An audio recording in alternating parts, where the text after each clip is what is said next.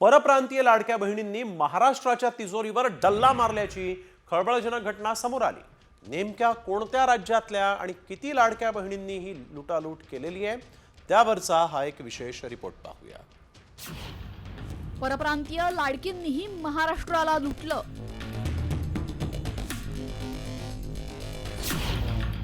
Bogus login आयडीचे हजारो अर्ज। उत्तर प्रदेश, आसाम आणि पश्चिम बंगालच्या भामट्या बहिणी।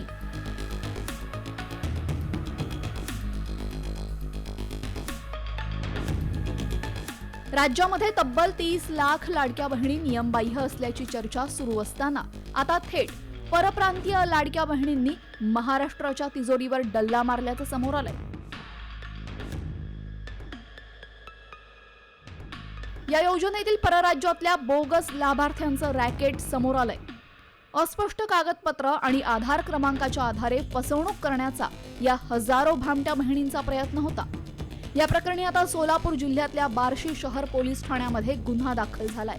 नक्की हे रॅकेट कसं कार्यरत होतं पाहूयात। सांगली आणि लातूर मधल्या अंगणवाडी सेविका दाखवून त्यांनी लॉग इन आयडी बनवले।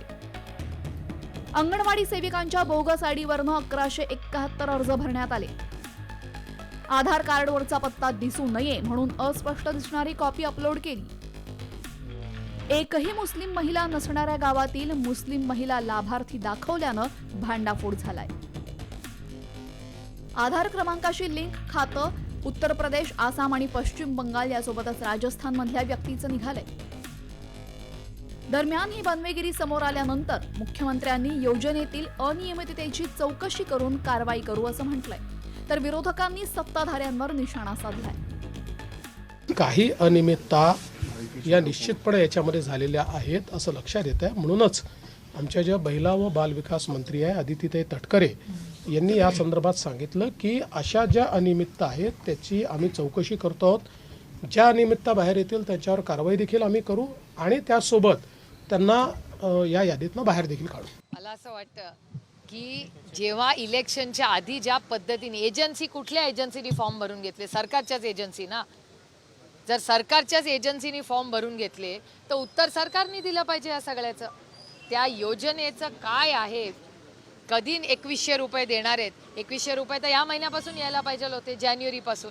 का 2100 रुपये येत नाहीयेत?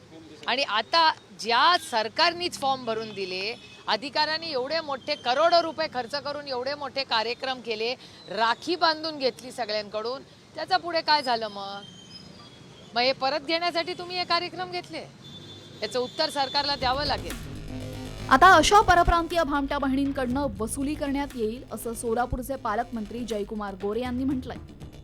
मोठा आर्थिक भार असलेल्या लाडकी बहीण योजनेचे तब्बल 2,34,00,000 लाभार्थी आहेत। आतापर्यंत 7 हप्ते लाडकीला मिळालेत। भविष्यात योजनेमध्ये फक्त अपेक्षित गरजू लाभार्थीच राहतील आणि बाकी श्रीमंत आणि बोगस अर्ज निकाली निघतील अशी आशा करूया। ब्युरो रिपोर्ट, साम टीव्ही।